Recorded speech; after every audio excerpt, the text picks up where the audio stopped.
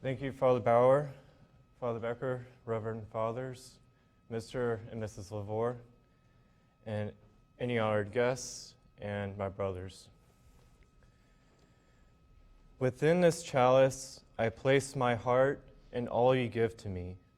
See my brokenness, make me whole, O heart of Jesus.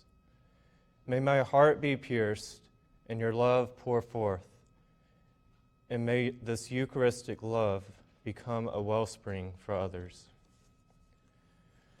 The priest whom I have chosen is the one who has accomplished in becoming a Eucharistic being and who has enkindled the fire within my soul and the souls of others.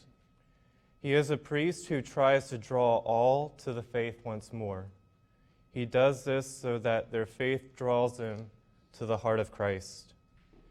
It is with honor that I have chosen my former vocations director, Father Alejandro Valderas. Before obtaining a dual role as the vocations director of my archdiocese and the campus minister of the University of South Alabama, he studied at the Gregorian University and then at the John Paul II Institute in Rome for studies in marriage and family based on John Paul II's theology of the body. I studied at the university where Father Alex was vocations director and campus minister for 2 years prior to coming here. Among all the priests I've encountered in my diocese, Father Alex became the first priest who really inspired me in not only how to fully live out the Catholic faith, which led me to the heart of Christ, but also in being a spiritual father. One aspect that is very clear is his passionate zeal in his homilies. Some people might say that he is too loud or even yelling, but it is his passion that is what brought others to a sudden awareness and yearning for God in their lives.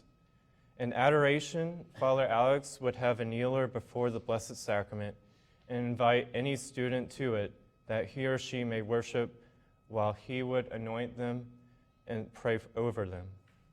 He knew that every one of us there needed healing within the brokenness of our beings. Such was his heart as a priest, a heart of a father who wants his children to be aware of this selfless love and who wants to be an instrument of God's healing.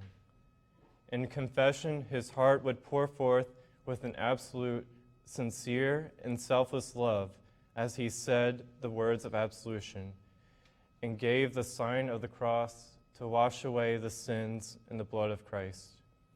This raw sincerity he had was seen in all that he did, from the sacraments and spiritual retreats to guiding others in their discernment and in conversing and getting to know others.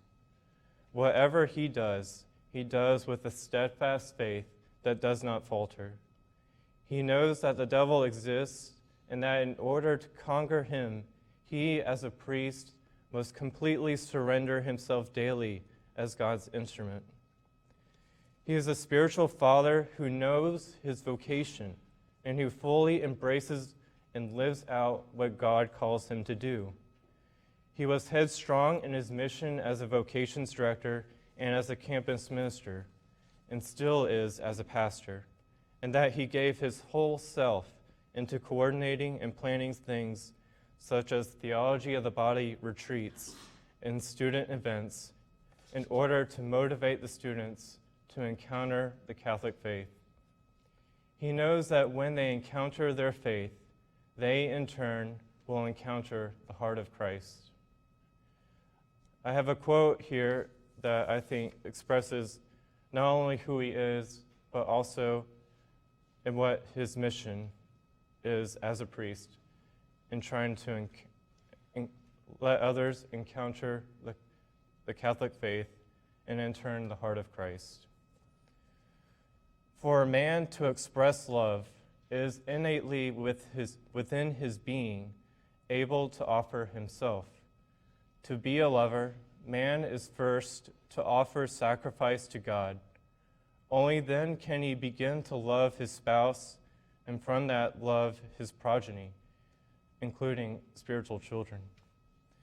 Therefore, all men are priestly, inasmuch as they love sacrificially. For man to love is to sacrifice for the sake of another. Praise be Jesus Christ. Amen.